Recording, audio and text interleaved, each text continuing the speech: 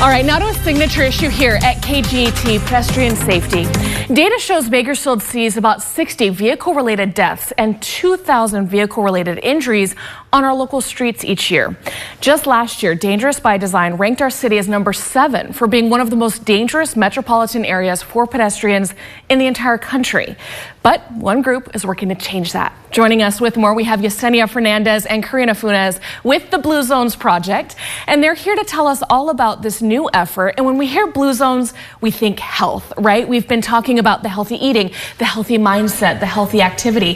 How does pedestrian safety now factor into this? Yeah, so with Blue Zones Project, one of the principles that we really believe in is trying to move naturally, but we want to make sure that we're doing that safely. So Blue Zones Project Bakersfield launched a pedestrian safety campaign, which is a social media campaign to try to show the community some different tips on what they can do to get around our community a lot safer. Perfect. I love that. So what are some of those things that we should be sharing? Yeah, so we're doing social media tips. So some of those include tips that's not just for the pedestrian, but also for the drivers as well too, because they also have to look out to ensure our pedestrians are getting around safely too. So there's different ways that we can get involved, but one of the pieces that we're also touching on is the policy part of it, right? We need to start looking at the design of our streets to make sure that they're not just for vehicles, but also for pedestrians and for bicyclists as well. Yeah, I was just noticing they repaved that part of Stockdale Highway leading up to the West Side Parkway. They had the large green bike lanes, and it just helps so much for those bicyclists, but we know that pedestrians need that kind of safety and awareness as well.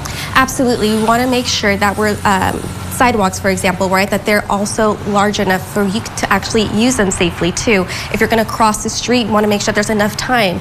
We need to think about it where we're not just looking at people just walking, but there's also people that are in wheelchairs. There's moms that have their toddlers and their strollers that are trying to get across there safely. There's kids that are walking to school, so we want to make sure how can they get to where they need to be safely.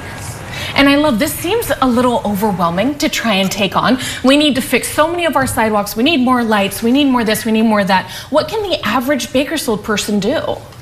I think one of the things we could do is share some of the tips, right, that we can that we have posted, but also talk to us and talk to your city about, what are the challenges that you're seeing in your community too.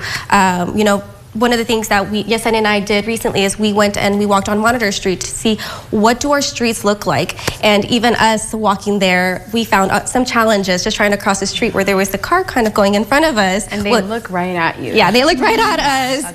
And they still went and took the light, even though we were trying to cross the street. So, but sometimes you have to put yourself in the perspective of the pedestrian, put yourself out there, and talk to the city about what they can do too. So the city's been great, and they've been doing a lot of really great things around the community, and we're trying just to see how else we can help. I love that. So perfect. If someone has a question for you, Yesenia, how do they reach out? Yeah, they can reach out to us at Blue Zones Project. They can check out our social media pages. We're really good at replying back and giving any responses that they will need. Perfect. Thank you both so much for stopping by and giving us this insight. This is something that matters greatly to us here at KGET. You can see our extensive coverage on our website, kget.com, for pedestrian safety, and we appreciate all you're doing. Thank you so much.